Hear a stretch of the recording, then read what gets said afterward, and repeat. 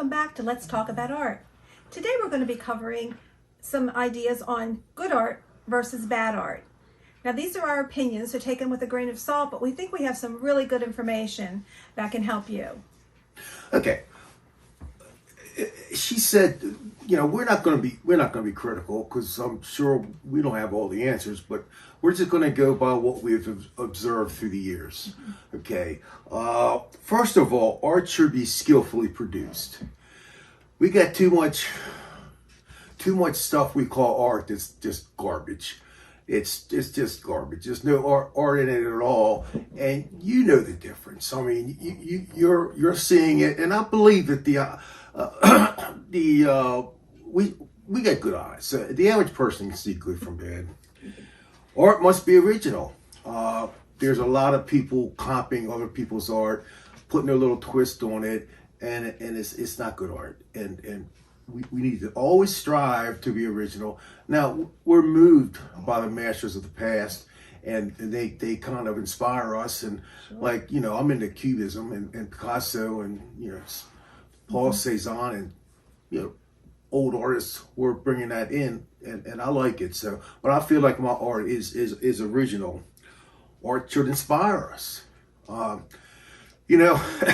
have to make one example of us being at a big art show in Miami, and they had a milk can like the farmers used to use, and we see them all the time at flea markets or antique shows, and they had one sitting by itself, and they called it art. It's all rusted up and stuff, and they wanted $8,500 for it. That's just stupid. We know it's stupid. It's not real art. It's gotten too whacked out. And I think that we need to stop that stuff. There ought to be some guidelines, kind of guiding us. And I'm not talking about get rid of the freedom to art and create. I'm talking about some decent guidelines to standards that we need to live by. If you got a guy that's going to school for 4 years, and he's spending hundreds of thousands of dollars to go to art school, and then you got a guy that just wakes up one day and he wants to take paint and sling it against a concrete wall in his neighborhood, or just throw a pile, M&Ms or whatever in a pile and put it into an installation, call that art, and that's just plain out stupid. So anyway, my wife will give you some other examples of what we've seen. We've seen different things where we've seen just like a large boulder sitting in the middle of a gallery, and with a huge price tag on it. There's nothing on it. There's no creativity. It was just dug out of the ground and put there, and that's an art installation. I mean, where does that come? Where do you have to even think about something like that? There's just. Some of these art installations, we've seen them where they pile up buckets full of sand, and then when they get so high, they just tip them over, and people sit there and they clap and they say, "Oh, that's amazing." What kind of art is that? I mean, did that really take any thought? It's almost like you got to think the artist who did it has really laughing, going, boy, do I just, if I just pulled wool over their eyes.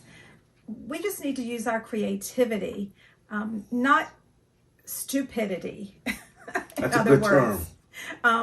Because that's a good term. That's what we need to see. I love seeing unusual things and people doing unique art. It really does something. It makes you excited. It makes you feel good. It makes you want to be creative. We don't want to be critical. We don't want to be critical of other artists because everybody has their own niche, but we need to have our eyes open when we look at art. Don't accept something because it's garbage, and just because the other people are saying it. It's like the emperor with no clothes on. He walked through the town with no clothes on, and everybody said, "Oh, look at that gorgeous gown," and took one little boy to stand up and said, "He doesn't have any clothes on." We need to stand up and say, "That's garbage." We need to get back to really good art. And I bet the banana hanging off of a wall with duct tape. Now, how stupid can that be? And there's other examples, but you know, we won't tie them. You've seen them. You know what we're all talking about. We wanted to keep this video short. But in closing, I do believe in creativity and freedom. Yes. Chaos is garbage. Okay, chaos is garbage, and you know the difference.